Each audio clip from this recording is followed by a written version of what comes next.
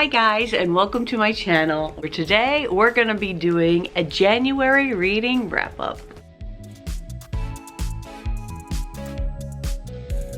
So this is my first time doing a reading wrap-up on my channel. I have been very much into reading my entire life, but I have fallen into the depths of BookTube, and I've been loving watching it so much, and it really gets me inspired and has helped encourage me to want to create.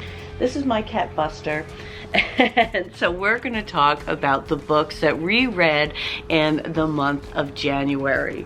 And the first one I have is Malice by Gwynne. This came recommended in a video by The Nerdy Narrative, Leslie Smith, and I am so glad I picked it up. She discussed this book when sharing about one of her favorite villains, and I love a good villain story, so that's why I picked it up. Now I'm discovering that things aren't as black and white, and that it's very multi-dimensional, and there are so many characters. There were times where I'm like, which character was she even referring to, because it could be so many. There isn't just like one clear-cut villain. And so this gave me Game of Thrones vibes in the sense that it's, you know, older world with magical elements, but it's not overpowering throughout the book, and there's so many characters. I love when you have just that huge lineup of characters telling a story. From what I hear about this book, this first one in the Faithful and the Fallen series is really when they're setting up the character development, and that when you start to read the next book, the pace really picks up. So I'm gonna be looking forward to that. I do plan on getting the next book from my library. Hi, honey. The next book I read this month was Umberland by Wendy Spinale. This is the second book in the Everland trilogy. I've done a review actually on Everland because I consider it Disney related because it's a Peter Pan retelling. And this version has the same characters but some new ones. The same characters are kind of sprinkled in. You're really focused more on the new characters who take inspiration from Alice in Wonderland. I liked this book a lot. I liked this book a lot. I found that she was able to still tell the same story while going into a whole new fairy tale as its inspiration, which I wasn't sure if I would like, because I was really into those Peter Pan vibes for the first one, but I did love this. This was a pretty quick and easy read. I almost felt like it was like too short. It's about, you know, 270 pages. It was good. It was fun. I would recommend it. If you started the Everland series, I would stick through with it.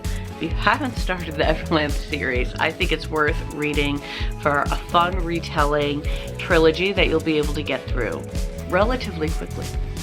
Now let's get to some of my Kindle reads. So this month I also read Ask and It Is Given by Jerry and Esther Hicks. Jerry and Esther Hicks are very popular in kind of like the manifestation world of books, information, whatever you want to call it. And manifestation is like the law of attraction. You'll think like books like The Secret, and I love reading those books. I love getting kind of like that positive energy and tools and ideas to implement it into my life. This had way too many. This had way too many. The chapters were, I don't know, they just didn't flow for me, and then the end was just filled with almost like a glossary of exercises. But for me, especially reading on a Kindle where you're not getting to flip through the pages, having all the exercises at the end was way too overwhelming for me, and this took me like a year to finish. It was something I would just go back to every now and then, as opposed to just reading straight through. So this one did not hit the mark for me, but I believe I purchased it for a few dollars, you know, through the Kindle App Store. I'm wondering if how other people purchase Kindle books outside of Amazon. Is it easy? Because, you know, sometimes you don't want to support Amazon. So I'm just curious what other people do for that. The next book I read was Heartless by Marissa Meyer. This is another, you could say Disney retelling, but of course Alice in Wonderland is not an original Disney idea. And this story is an origin story for the Queen of Hearts. So I thought that was really unique because we don't always get that Queen of Hearts love. So I thought that was really cool. Oh, now I'm noticing the steam cleaner is here the whole time. The whole time. Now you're not gonna be able to unsee it. It's there. What can we do? So I know I have a real apartment that can't fit things. So I love this book. So Marissa Meyer's written the Lunar Chronicles, which also takes inspiration from some fairy tales, but this was really much more direct and that it followed solely the Queen of Hearts. I really loved her writing style in this. I really loved it. I thought it was quite beautiful. I loved the relationship that developed in it. I mean, this was one of the first times where I found myself reacting in some of like the scenes where two characters that you want to get together are together. I found myself going like, kiss her, kiss her. And normally I don't get like that in books. I just like read it. But this one I was like really rooting. And it was definitely fun. It was definitely fun. There were a lot of elements of the original story that I think any fan of Alice in Wonderland would appreciate in this book. And I think fans of Disney who maybe aren't going straight for the Lewis Carroll rendition would appreciate what you see in this book too. So I recommend it to everybody. It was fun. I liked it a lot. The next book I read was You Should See Me in a Crown by Leah Johnson. I did do a really quick YouTube short on my feelings of this book. I thought it was really great. I loved that the fact that she was a lesbian. Oh, I forget the character's first name because I finished this very early on in January. Liz Lighty. So she is a band student. Both of her parents have passed and she lives with her grandparents, and it turns out she did not get this scholarship that she was hoping for. Prom is huge in her community and in her school, and you get a scholarship or a cash reward if you become prom queen.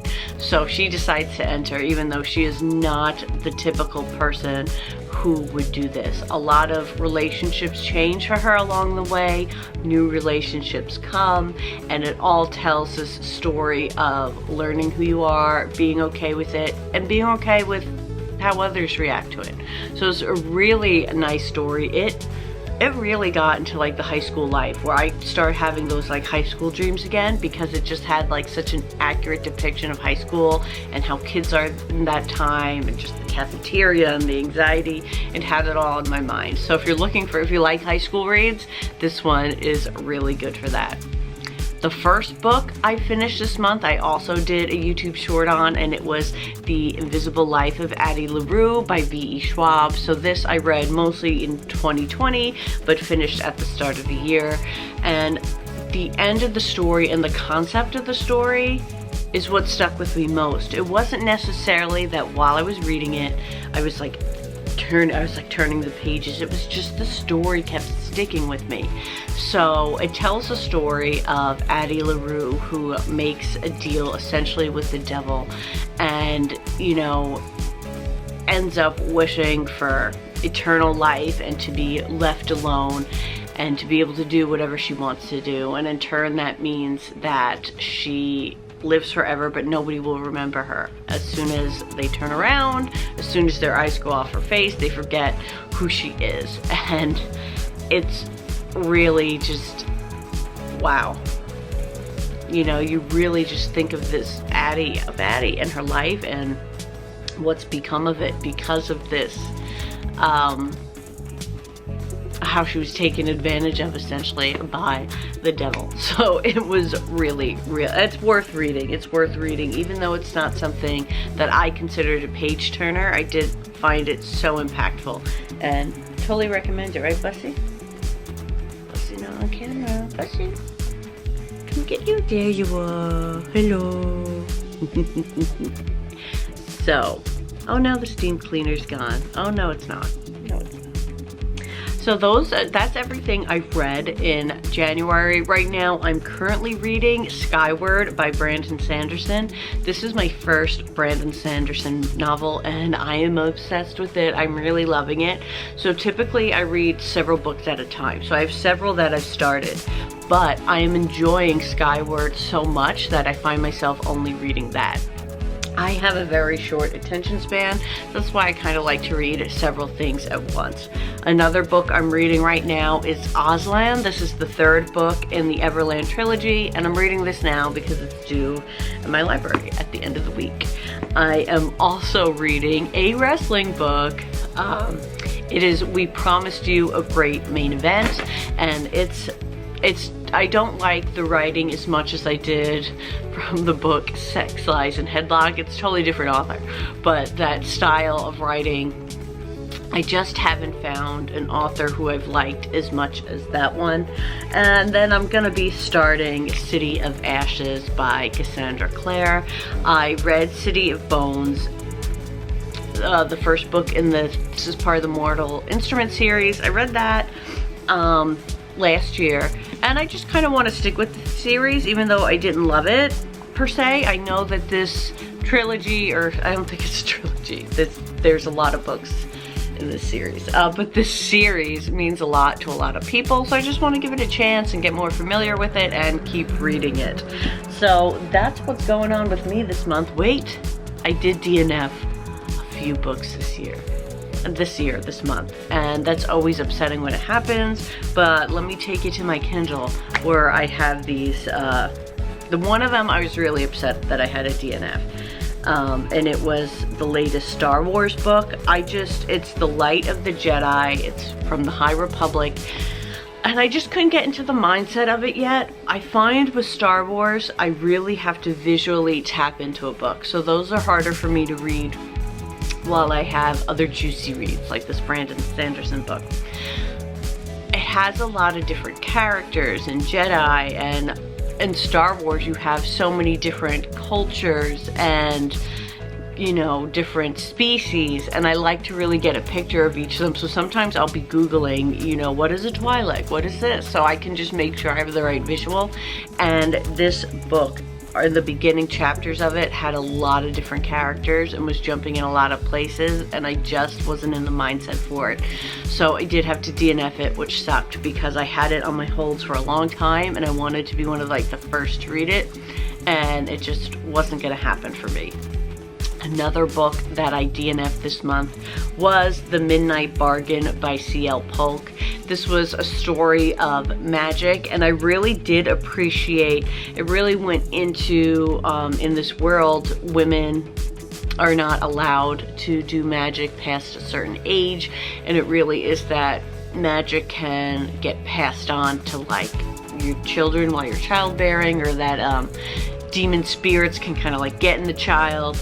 It was really unique how it went into women's rights and people, you know, supporting getting to do their passion of magic despite living in a world where that's not allowed. But I just couldn't get into it as much as I wanted to, so I did decide to DNF it. So those were two DNFs that maybe didn't have to do with the books themselves. I think they'd be great books and have a lot of potential. They just weren't jiving with me right now. And that's my January wrap up. So I think we can tell, because this is my first like wrap up, that maybe I need just a little work on the descriptions of the books. I kind of just jump into my thoughts right away, but I think as we stick with this and keep going, that we'll just get better and better. I would love to hear if you've read any of these. First of all, I'd love to thank Leslie for her recommendation. I did it again. That's something else I got to work on, of Malice. And if you want to chat books with me, hit me up at Wrestling with Disney. That's my Instagram for this YouTube account, and where I talk about my bookish interests sometimes. I also have, you know, just chats going on and groups in there where we talk books. So thanks for being here. Stick around and subscribe for book, Disney, and wrestling content, and I will see you